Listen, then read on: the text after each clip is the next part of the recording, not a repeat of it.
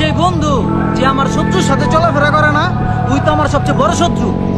আরে ভাই, নিমক হারাম আর বেইমান তো ভাই কাছের মানুষ হয়ে থাকে, দূরের মানুষ হয়ে থাকে না।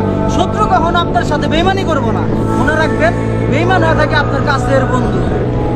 আপনি বলতে পারেন আপনার জীবনে আপনার বাপ মার পরে, আত্মীয় স্বজনের পরে আপনার সব থেকে কাছের মানুষ আপনার বন্ধু, কিন্তু আপনার সব থেকে বড় শত্রুও আপনার বন্ধু। কারণ সে আপনার শত্রুর সাথেই উঠা বসা করে আর আপনার শত্রুর সাথেই কথাবার্তা বলে। আল্লাহ তাআলা মানুষের তৈরি করে দেয় তার আত্মীয় স্বজন, তাই না? শুধু আল্লাহ তাআলা না, বাপ মা তৈরি করে দিছে তার রক্তের কারণে তার আত্মীয় স্বজন। আর বন্ধু তো আমি নিজে তৈরি করে নিছি। শুনছি মৃত্যুর পরে নাকি বন্ধু আমার খুঁজবে।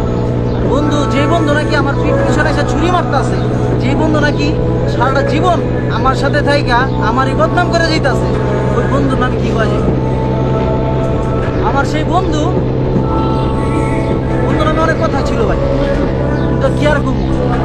যেসব মানুষ নিজের হাতে ভাত খাওয়া থিয়াইছি, ওইসব মানুষই আপনার নামে বদনাম করে যাবে। ওইসব মানুষই আপনার কাছে এমন খারাপ হয়ে দাঁড়ায়। কেন জানেন? কারণ সে আপনার বন্ধু। আপনি না পারবেন সইতে, না পারবেন কারো বইতে, কারণ সে আপনার বন্ধু।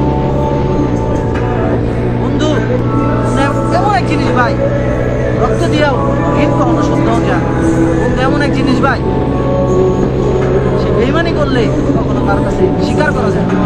আমার যে বন্ধু আমার শত্রুর সাথে উঠা বসা করে, ও তো আমার সবচেয়ে বড় শত্রু।